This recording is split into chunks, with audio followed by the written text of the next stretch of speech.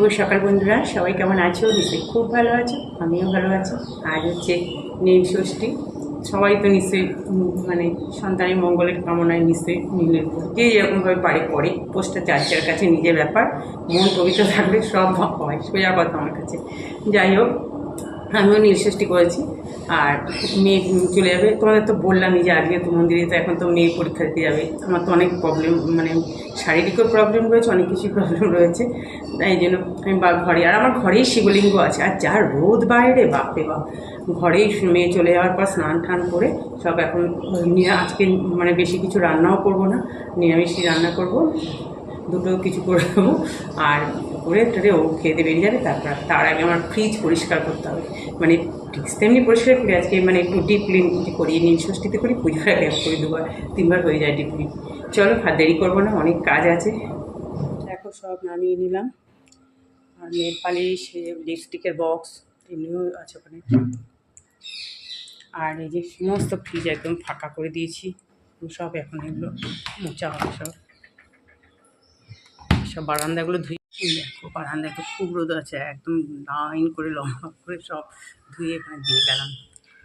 Liquid দিয়ে ভালো করে পরিষ্কার করে, সব পরিষ্কারই থাকে, তবুও একটু ধোয়া হয়।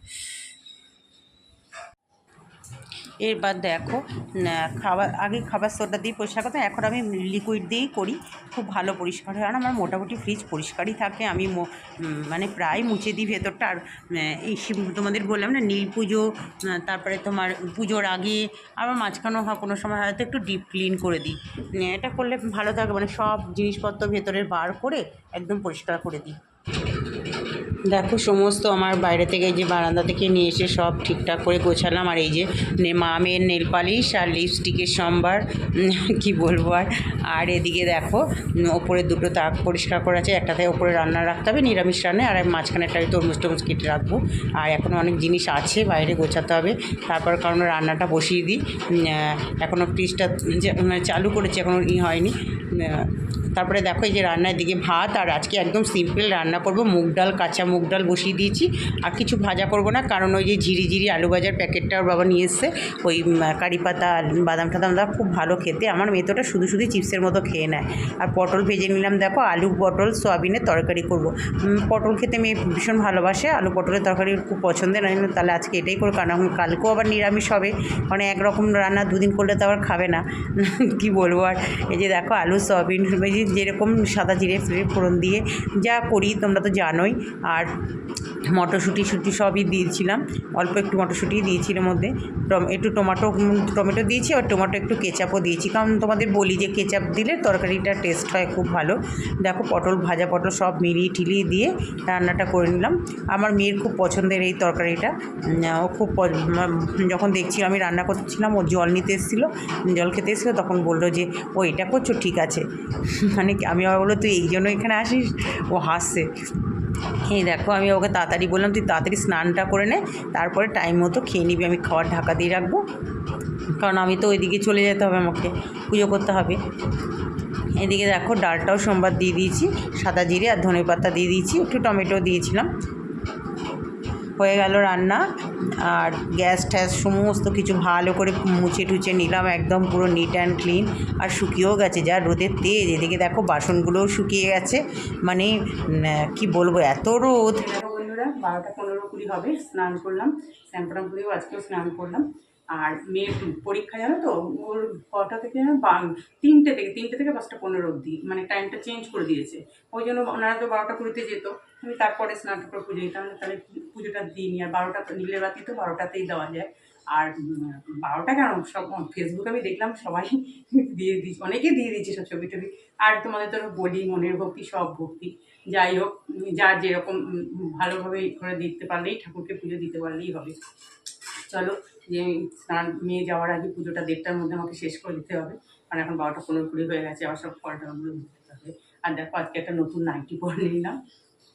হ্যাঁ, তাহলে একটা নতুন নাইটি আজকে পরে নিই, পয়লা বৈশাখের একটা পরব। চলো, আর দেরি করবো না।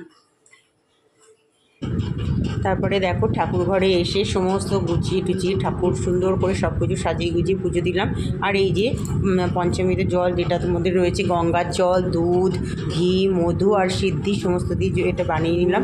নিয়ে এবার শিবলিঙ্গের মাথায় ঢালছি। শিবলিঙ্গে একটা জল ঢালার নিয়ম আছে, সেটা ঘুরিয়ে ঘুরিয়ে করতে হয়, মানে 5 বার এটা করতে হয়। যাই হোক, যতটুকু জানি পুজো করছি দেখো মন করে। আর খুব ভালো লাগে আমার পুজো করতে। কিন্তু এত গরম বন্ধুরা কি বলবো, উপরে তো ঠাকুর ঘরে, মানে ঠাকুর ঘরের হাইট তো শর্ট হয়, আর মানে পাখা তো চালাতে পারছি না। আর কী গরম ঘেমে পুরো চান হয়ে গেছি। তবু বেশ ভালোই লাগছে পুজো করতে। এই যে আকন্দর মালাটা শিবলিঙ্গের মাথায় দিয়ে দেবো, চন্দন দিয়ে দিলাম, চন্দন পাতাটা ওখানে চন্দন বেটে নিয়েছি। আর এই দিকে মুখ করে পুজো করতে হচ্ছে, কারণ শিবলিঙ্গের পুজো না উত্তর দিকে মুখ করে করতে হয়, আর আমাদের ঠাকুরের পুজো পূর্ব দিকে আমরা মুখ করেই করি। কিন্তু এটা তো ওই জন্য শিবলিঙ্গটা এদিকে রয়েছে, ওই জন্য আমি আবার ঘুরে যখন শিবলিঙ্গের পুজো করি ওই রকমভাবে ঘুরে যেতে হয়, আমাকে ওই দিকটা যেতে হয়, একটু ওই জন্য প্রবলেম হয়ে যায়। যাই হোক, আর বেলপাতা দেখো, নিজেদের এত বড় বেল গাছ রয়েছে, কি পাতা ঝাড় দিতে হয়। এখন ছোট্ট ছোট্ট কচি কচি লাল লাল পাতা বেরিয়েছে। আর বাজার থেকে কিনে নিয়ে এসেছি জানো বন্ধুরা, টাকা দিয়ে বেলপাতা কিনে নিয়ে দেখছি একটা পাতা ভালো না। আমি আবার গাছেই সেই খুঁজে 4-5টা পাতা পেলাম জানো তো, অনেক মানে সে খুঁজে তাও মানে বাজার থেকে ভালো পেয়েছি। মানে নিখুঁত বেলপাতা, শিব ঠাকুর তো বেলপাতাতেই সন্তুষ্ট হয়, আর একটু নিখুঁত বেলপাতা হলে ভালো হয়। 3টে বেলপাতা দিতে হয় সব কিছু দেখো। আর আজকে বেশ অপরাজিতাও পেয়েছি কয়েকটা। যাই হোক, সব মিলিয়ে মিশিয়ে সুন্দর করে মানে খুব মনে ভক্তি করে পুজো দিলাম। আর একটা শিবের মন্ত্র আমি মোটামুটি একটু জানি, অনেকগুলো মন্ত্রই সবগুলোই করছিলাম, সবগুলো তোমাদের দিনই কেটে কেটে দিয়েছি। এরপরে দেখো আমার সমস্ত মন্ত্রতন্ত্র বলা হয়ে গেছে, ওই জন্য বললাম তোমাদের কেটে দিয়েছি। আর এদিকে দেখো বাতি জ্বালিয়ে নিচ্ছি আমি। এই দুপুরবেলা এখন তো পুজো করছি প্রায় 1টার মতো বাজে, আর মানে মেয়ে তো বেরোবে ওই জন্য। আর এখনও বাতি জ্বালালাম, আবার সন্ধেবেলাও আমি বাতি জ্বালিয়েছি, কারণ সন্ধেবেলা তো জ্বালাতেই হয়। আর নীলের বাতি দুপুর 12টার পরেই জ্বালানো যায়। যাই হোক, দেখো প্রদীপও জ্বালিয়েছি, সর্ষের তেলের প্রদীপ জ্বালাতে হয়। আর এদিকে মোমবাতিও জ্বালিয়ে দিলাম। সমস্ত সব মিলিয়ে মিশিয়ে পুজো করলাম, সব গোটা ফল ঠল দিয়ে। তারপরে তোমার দেখলে তোমরা তখন পরিয়ে দিলাম।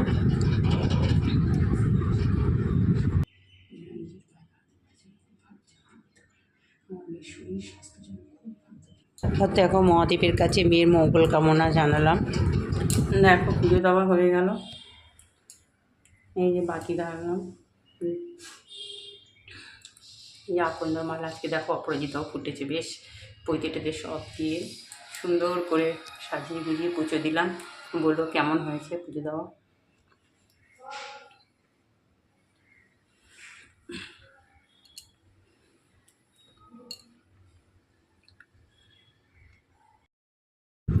আমার পুজো শেষ হলো, তারপর মেয়েকে প্রসাদ দিলাম, একটা গোটা ফল দিলাম ওকে, আর ঠাকুরকে পুজো দিয়েছিলাম সেই প্রসাদটা দিলাম।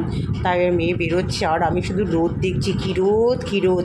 কিন্তু ওনার টোটো করেও যেতে চায় না, কারণ এখান থেকে অনেকটা হেঁটে যেতে হবে, তো টোটো স্ট্যান্ড তো নেই, ওখানে গিয়ে দাঁড়ালেই টোটো আসবে। কিন্তু ও বলছে ততক্ষণে আমি পৌঁছে যাবো, যতক্ষণ এই দুপুরে টোটো ঠিকমতো পাবো না। আমি বললাম ঠিক আছে, সাবধানে চলে যাও। দেখো প্রচণ্ড রোদ। অনেকক্ষণ পর তোমাদের সামনে আসলাম, সেই পুজো টুজো দেওয়ার পর আসিনি দুপুরবেলা। এই যে এখন একটু সবাইকে ঠাই দিয়েছি, সবার খাওয়া হয়ে গেছে, মানে সবার দুজনের তো মানুষ। এই যে এখন এক পিস আমার সব থেকে জানো তো আজকে মানে এই ওই জন্য তো ফ্রিজে এত পরিষ্কার করে রাখি। এই তরমুজ কেটে রেখেছি, তরমুজটা খেতে খুব ভালো লাগছে, মানে এইটাই কি দুপুর থেকে খেয়ে আসি। আর এই যে সাবু মেখে নিয়েছি, মিষ্টি নিয়ে এসে কালকে তো মিষ্টি আমি ঠাকুরকে পুজো দিয়েছিলাম, সেটা একটু সন্ধ্যেবেলা খেয়েছি। আর এই যে তোমাদের দাদাভাই আমি আমাকে বললো কী মিষ্টি আনবো বলো, আনলাম যে কালাকাত তো নিয়ে এসেছিলাম আমি, তুমি রসগোল্লা নিস, আর ঘরে টক মিষ্টি দই তো আছে, সেই দই খাইনি, আমার জন্য আবার মিষ্টি দই নিয়ে এসছে, এই যে মিষ্টি লাল দই। এটাই এখন একটু খাবো, আমি বললাম 1 পিস খাই, তখন খেয়েছিলাম, আগে দুপুরে খেয়েছিলাম, এখন 1 পিস নিয়ে একটু খাচ্ছি। এটাই বেশ ভালো লাগে জানো তো খেতে, তরমুজটাই। আর সাবুটা মানে মেখেছি রেখে দিলাম, আর খেতে ইচ্ছা করছে না, একটুখানি নিলাম। চলো তাহলে আজকে ভিডিওটা এত পর্যন্তই, সবাই ভালো থেকো, সুস্থ থেকো। আর ভালো লাগলে একটু লাইক দিয়ে দেখা শুরু করো, ভালো লাগলে একটু সাবস্ক্রাইব করে পাশে থেকো। টাটা।